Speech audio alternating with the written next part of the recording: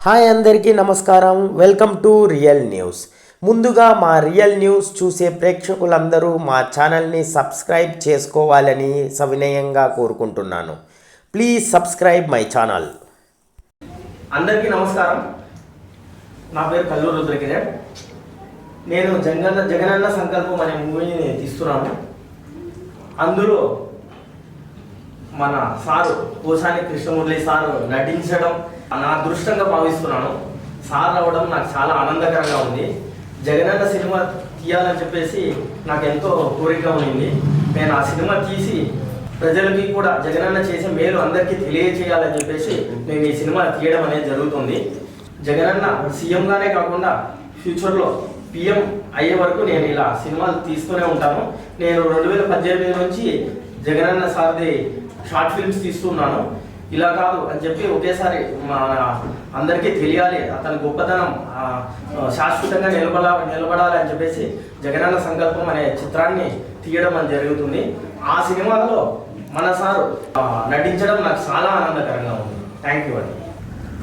RK films banner మీద జగనన్న సంకల్పం అనే cinema నిర్మిస్తున్నారు. Producer, writer, director Kalluru Rudrakiran. గొప్ప విషయం ఏంటంటే కల్లూరు రుద్రకిరణ్ ఆర్థికంగా చాలా గొప్పవాడు కాకపోయినా, రెగ్యులర్ ప్రొడ్యూసర్ కాకపోయినా,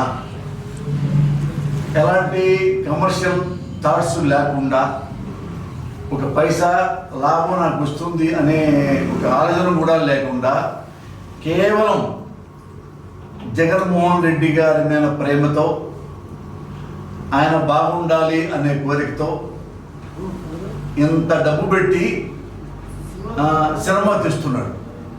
ఇది బిజినెస్ అవుతుందా అవదా, ఇంత ఖర్చు పెడుతున్నాను, డబ్బులు తిరిగి వస్తాయా లేదా అనేది క్వశ్చన్ కూడా లేదు. అదే నేను అడిగితే ఏమన్నాడంటే, సార్ జగన్ ముందు డబ్బు రాదు, నేను సినిమా తీస్తే జగన్ గారికి ఒక్క గంట ఉపయోగపడ్డా నా జీవితం ధన్యమని చెప్పాడు.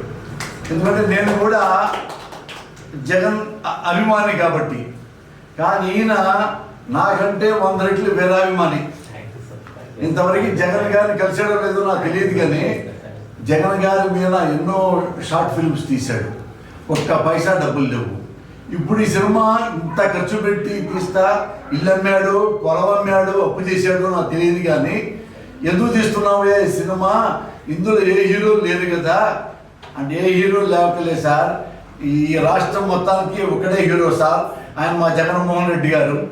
ఆయన బొమ్ముంటే చాలు నాకు, ఆయన జనాలు చూస్తే చాలు, జనాలు ఆశీర్వదిస్తే చాలు, మా జగన్ గారు మేము బతుకున్నంత కాలం ఆయన ముఖ్యమంత్రి అవ్వాలి, ఆ తర్వాత దేశ ప్రజలతో మెచ్చి ఆయన ప్రధానమంత్రి చేయాలని చెప్తున్నాడు ఈయన.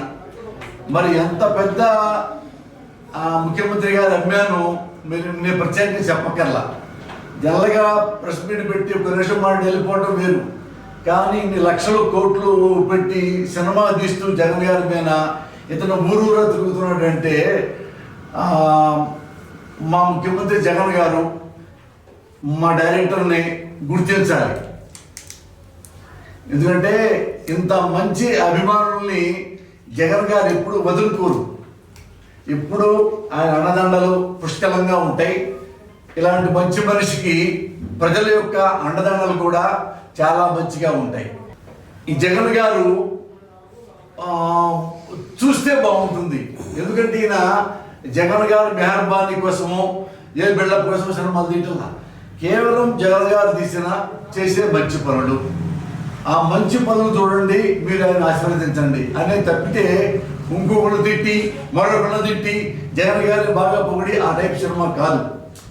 ఒక ముఖ్యమంత్రిగా జగన్ గారు ఏమేమి మంచి పనులు చేస్తున్నాడు, ముఖ్యమంత్రి కాకుండా ఎలాంటి రాంగ్ రూట్ వెళ్లకుండా ఎలా సొంతంగా పార్టీ పెట్టుకున్నాడు, ఎంత నిజాయితీపరుడు, ఎంత హానెస్ట్గా ఉంటాడు జగన్ గారు, ఎంత డైనమిక్గా ఉంటాడు, ఎంత ముక్సూట్గా ఉంటాడు, ఇవన్నీ చక్కగా ఈ సినిమాలో తీస్తున్నాడు. జగన్ గారినే హీరోగా పెట్టి సినిమా తీస్తున్నట్టుగా ఉంటుంది. ఎందుకంటే జగన్ గారి పాత్ర వేస్తున్నాడు కదా రమేష్ గారిని. ఆయన మీరు సెల్ ఫోన్ లో చూడండి సేమ్ జగన్మోహన్ రెడ్డి గారే. మీకు రెండోది నేను కూడా చూశాను ఇంతవరకు జగన్ గారి లాగా చాలా మంది యాక్ట్ చేస్తుంటారు, కానీ ఈయన మీరు కనుక తెర మీద చూశారంటే జగన్ గారు యాక్ట్ చేశారు ఇతను కాదనుకుంటారు. అంత డిట్టో అంటే జగన్ గారు ట్విన్స్ అన్నట్టు ఉంటుంది వీళ్ళు పక్క పక్క ఉంటే.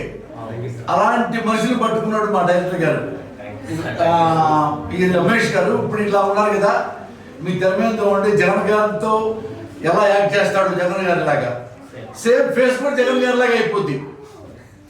అంత మంచి ఆర్టిస్ట్ ఎన్నుకున్నాడు, అందులో నాకు ఒక మంచి పాత్ర ఇచ్చారు.